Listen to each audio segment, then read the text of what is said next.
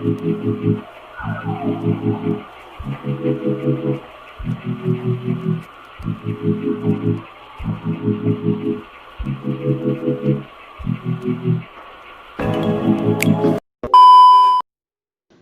guys, kembali lagi channel aku Agung Raka. Kali ini aku akan kembali bincang-bincang dengan Pak Mantri. Dan kali ini topik dari perbincangannya adalah demam berdarah. Ini penyakit banyak sekali menyerang kepada penduduk Indonesia. Langsung aja dah, kita tanya pengertian demam berdarah itu apa sih? Oke, demam berdarah adalah penyakit infeksi yang disebabkan oleh virus dengue. Nah, cara penularannya itu melalui nyamuk Aedes aegypti. Itu saja. Nah, Ya.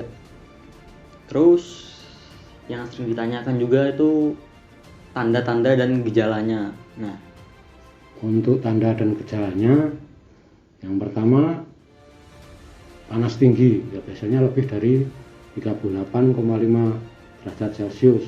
panas tinggi. Nah, itu panasnya itu menetap, jadi panas terus, bukan naik turun.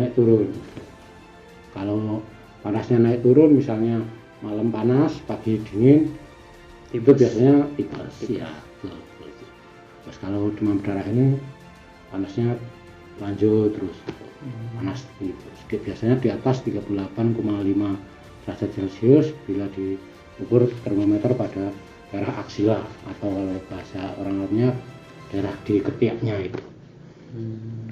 Terus yang kedua, pusing. Panas, pusing, Terus nyeri persendian, panas, pegel-pegel itu kan, badannya itu.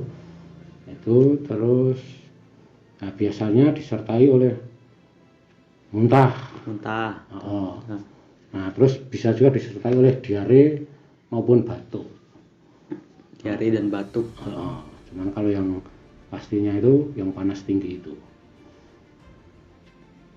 Nah, itu kan kalau demam berdarah itu ada orang yang pasti sering itu kejang. Nah, itu kenapa bisa kejang tuh, Pak? Ini pertanyaannya susah ini. Susah. Ya, jadi untuk demam berdarah ini kenapa bisa mengakibatkan kejang? Nah, kita lihat dia kejangnya di hari keberapa. Nah, kalau misalnya hari pertama sampai hari ketiga dari panasnya itu, berarti disebabkan adanya gangguan neuron, jadi mengakibatkan gangguan pada saraf otaknya. Karena saking panasnya itu, panas tinggi menyebabkan gangguan pada neuron sehingga mengakibatkan kejang. Nah, terus tapi kalau kejangnya di hari keempat sampai hari kelima, itu berarti ada kebocoran atau kerusakan pada dinding pembuluh darah yang mengakibatkan kebocoran plasma darah. Itu makanya adanya perdarahan itu, makanya disebut demam berdarah. Jadi demam dan adanya perdarahan. Terus kalau kata orang tuh ada namanya kritis DBD gitu. Masa kritis DBD. Iya, masa kritis DBD. Nah, masa kritis DBD itu biasanya terjadi pada hari kelima. Kok dikatakan masa kritis itu sebenarnya gini. Jadi kan panas terus kan. Jadi tiba-tiba dia pada hari kelima itu biasanya suhunya turun. Nah, jadi orang tua atau keluarga itu menganggap ini sembuh ini.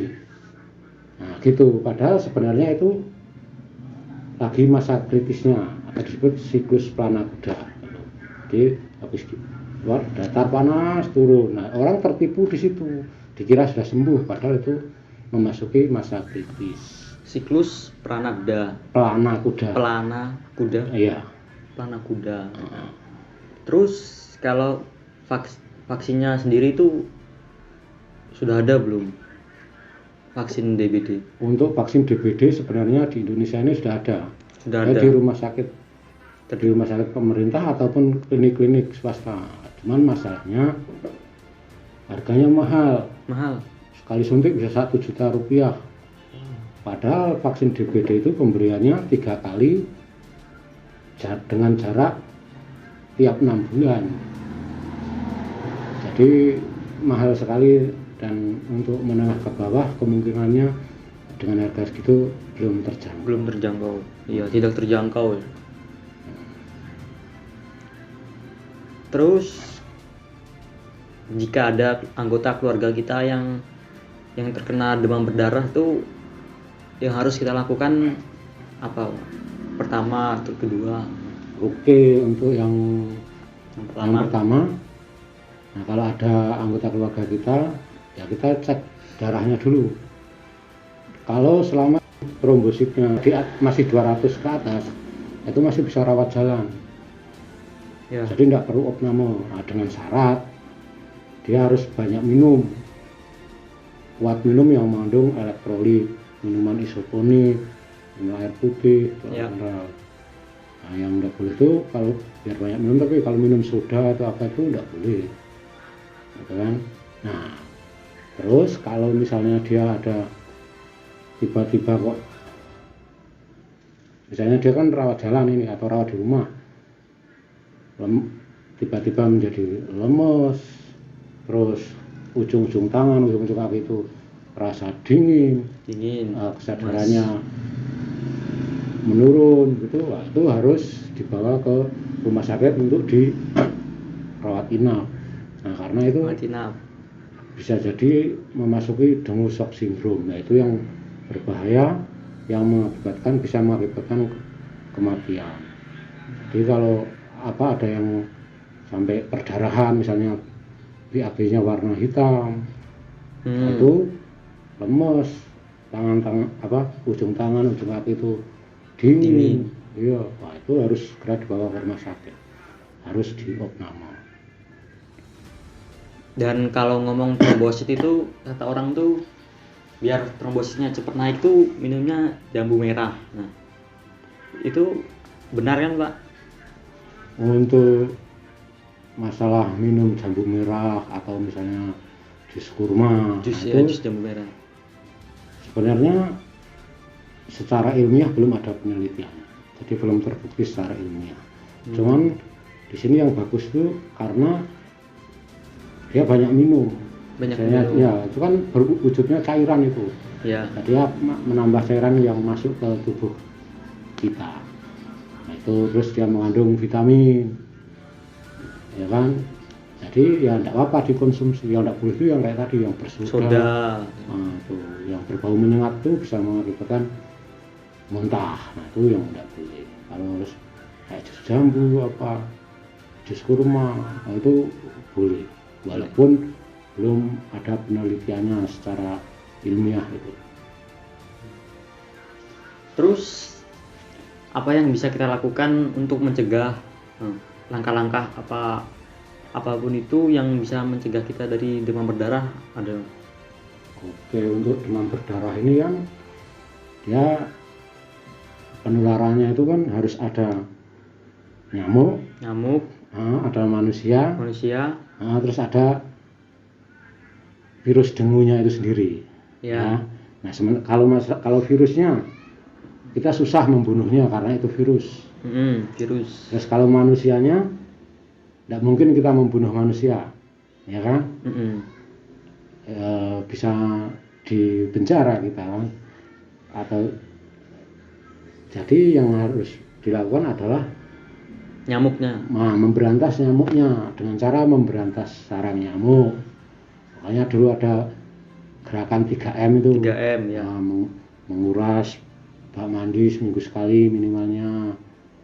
Terus menutup penampungan air. Ya, terus mengubur barang-barang bekas. Ya. Nah, kalau sekarang jadi 4M, mendaur ulang.